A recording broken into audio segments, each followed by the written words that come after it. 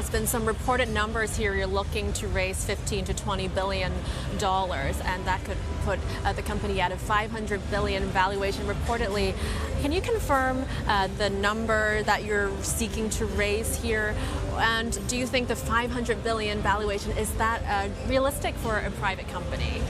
Well, I think that if you look at our profitability and the comps in the industry, I would say that the numbers should be higher in terms of valuation because if you look at our comps with our main competitor, their profitability is nowhere like ours. So we made 13.7 billion in the last year, and they made last year 150 million in profit. So we made almost like 100 times the profits. And so I think that a $500 billion mark is reasonable and not very crazy number for the valuation of Tether. Actually, our projections and the growth of our stablecoins in the next 3 to 5 years is showing the true potential of Tether. And that is one of the verticals that we have. Again, we have many other verticals from energy, telecommunications, and AI, and so on. So I think the growth of our stablecoin business will be massive, and the $500 billion valuation is very reasonable, and I think, technically, my opinion should be higher. Okay, and how do you plan on using those newly raised funds once you get them? In specific terms. Yeah, I mean, we are expanding different areas, as I said. So, on the I side, we are building amazing products that are going to compete with mainstream platforms on a different audience. Remember that Tether story is not about trying to compete with. If you think about USDT, we never tried to compete with JP Morgan in the United States. It didn't make any sense. We always try to compete with, we actually trying to go and serve all the people that were not served by JP Morgan. So in a certain way, our kind of competitors are Western Unions and these remittances companies.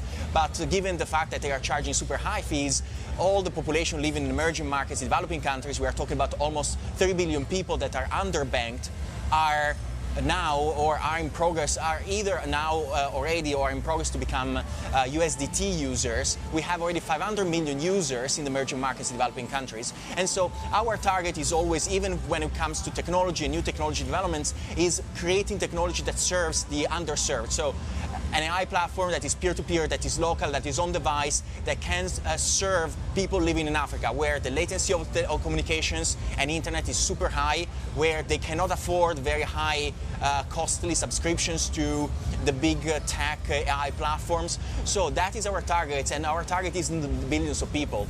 And the big tech companies are not looking at these communities simply because they are too far or less cool than their normal audience, but we demonstrated with USDT that with our focus and with our ability to build decentralized and scalable infrastructure, we can serve billions of people without much of organizational cost. I mean, we are a very lean organization, at the same time generate an immense amount of profits. So we believe we did that with finance through USDT. We believe that we can repeat the success through AI, telecommunications, and other projects that we have.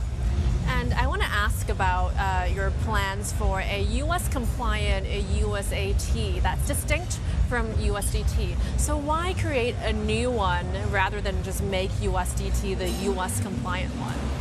Very good question. So USDT is a stablecoin created for the emerging markets in developing countries. So it's perfected. The recipe of USDT is perfected for all the people that are underbanked, underserved, that live in high inflation countries like Turkey, Argentina, Bolivia, Brazil, and so on.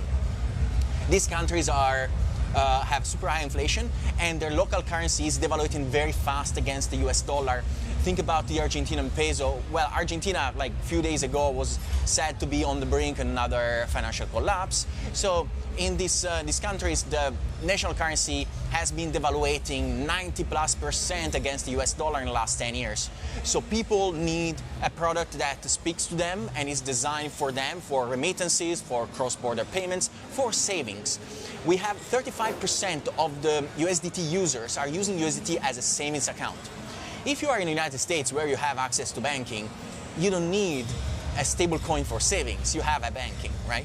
So USAT, the domestic stablecoin that we're launching in the United States, instead speaks to the Americans. So is made to solve the remaining problems that are, of course, less than the ones that there are in Nigeria, but the remaining problems of the US financial infrastructure, for example, speed of settlements, make sure that T+0 can mean, or T+1 can mean 1 second rather than 1 day, right? And so shrinking the time frame for settlements, for cross-border payments, for interbanking payments, and reconciliations, for trading, all that, I think USAT will be perfectly suited for it.